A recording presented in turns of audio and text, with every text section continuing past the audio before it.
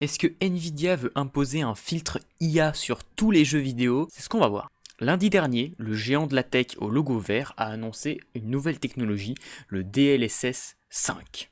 Bon alors déjà c'est quoi le DLSS? DLSS ça veut dire Deep Learning Super Sampling. Je lis parce que je connais pas par cœur. T'as certainement déjà vu cette option dans tes paramètres de jeu. En fait, le DLSS, ça va permettre à ton PC de n'avoir à rendre les textures qu'en petite résolution. Et il va prendre ces petites résolutions-là, et grâce à l'IA, il va les upscale, il va les rendre plus belles, et ça va te prendre moins de perf sur ton PC.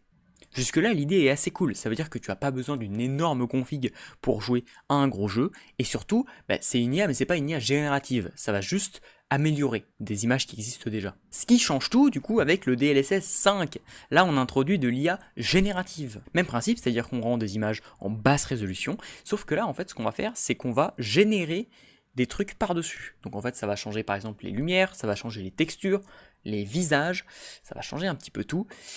Et c'est un petit peu le problème. Alors autant sur certaines images ça a l'air vraiment cool, regardez-moi ce Léon il est magnifique, mais des fois ça ressemble juste à une image IA un peu pétée et regardez cette Grace quoi, enfin pitié. Évidemment en voyant ça internet s'est soulevé et je pense qu'ils ont raison, mais on va voir les différentes critiques qui ont été apportées. Tout d'abord, quand ça parle d'IA générative, évidemment, ça va toucher aux artistes, donc les gens vont se plaindre que ça enlève la vision artistique d'un jeu pour la remplacer. Parce qu'il faut bien comprendre que dans le DLSS 5, l'IA, elle va pas juste améliorer les images, elle va aussi interpréter par rapport à ce qu'elle voit et du coup générer un nouveau truc.